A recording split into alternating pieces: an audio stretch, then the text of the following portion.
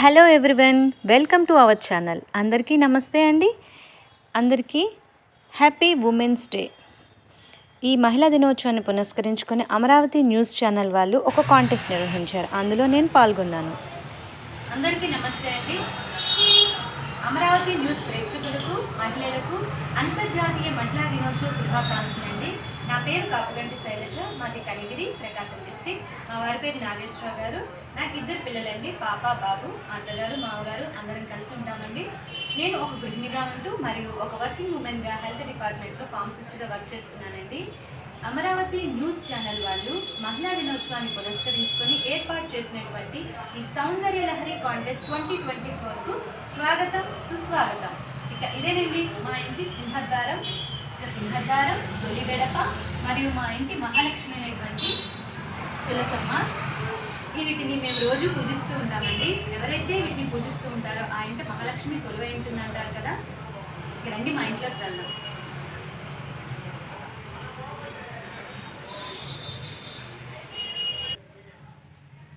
నా దృష్టిలో కుటుంబం అంటే భర్త, పిల్లలతో మాత్రమే కలిసి ఉండటం కాదండి.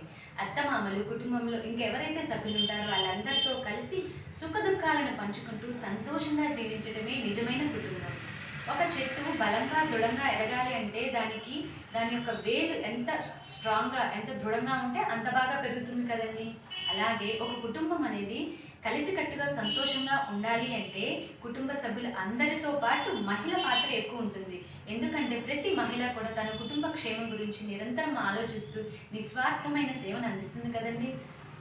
ప్రతి మహిళ తన బాహ్య సౌందర్యాన్ని రక్షించుకుంటూ అంతః సౌందర్యానికి సంబంధించినటువంటి లక్షణాలైన శాంతి, ప్రేమ, దయ, జాలి, కరుణ, ఇక త్యాగం, ధైర్యం లాంటి గుణాలను అలవర్చుకొని అటు సమాజానికి, పుట్టినింటికి, మెట్టినింటికి మంచి పేరు తీసుకురావాలి. అంతేకాకుండా పిల్లలను మంచి విలువలతో పెంచి భావి భారత పౌరులుగా తయారు చేయాలి. అప్పుడే తను పరిపూర్ణ మహిళ అనిపించుకుంటుంది.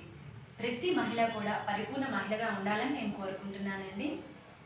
ఇక మరొక విషయం ఏంటంటే, నిప్పు పట్టుకుంటే కాలుతుంది, లేదంటే దెబ్బ అంటే దాని యొక్క పెయిన్ అనేది మనకు తెలుస్తుంది అని తెలిసి కూడా మనము పట్టుకోగలమా? పట్టుకోలేము. కానీ ఒక తల్లి తనకి పురిటి నొప్పుల బాధ ఉంటుంది అని తెలిసి కూడా నవమాసాలు బిడ్డను మోసి ఓర్పుతో, సహనంతో పురిటి నొప్పులను భరించి బిడ్డకు జన్మనిస్తుంది కదండి. అలాంటి మాతృమూర్తికి మనం తొలి స్థానం ఇవ్వాలి. తల్లి, తండ్రి, గురువు, దైవం అన్నారు కదా పెద్దలు. అందుకే మాతృమూర్తిని మనం ఎప్పుడూ గుర్తుంచుకోవాలి, గౌరవించాలి, తనని ఆదర్శంగా తీసుకోవాలి. మనకి నడక నేర్పిన, చదువు నేర్పి, అన్ని మంచి చెడులు నేర్పించిన తల్లిని మనం మర్చిపోవచ్చా అండి? అమ్మ ప్రేమకు ఈ సృష్టిలో సాటైనది ఏదైనా ఉందా? లేదు కదండి. అమ్మని గురించి చెప్పాలంటే మాటలే చాలు. అందుకే ఒక పాట. ఎవరు రాయగలరు అమ్మా అను మాట కన్న కమ్మని కావ్యం? ఎవరు పాడగలరు అమ్మా అనురాగం కన్న తీయని రాగం? అమ్మేగా అమ్మేగా తొలి పలుకు నేర్చుకున్న భాషకి, అమ్మేగా ఆది స్వరం ప్రాణమనే పాటకి.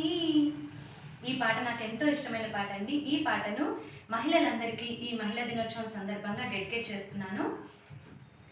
ఒకప్పుడు మహిళ ఇంటికి, వంటింటికి పరిమితమయ్యేది. కానీ ఇప్పుడు అన్ని రంగాల్లో కూడా ముందుంటుంది అంటే మనకు ఆదర్శంగా నిలిచిన మహిళలందరికీ నా తరపున సెల్యూట్ అండి.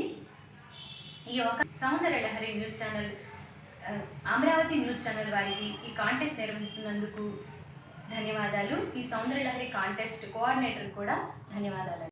మనలో దృఢ సంకల్పం, పట్టుదల ఉంటే ఏదైనా సాధించవచ్చు కదండి. Once again happy women's day to all women's.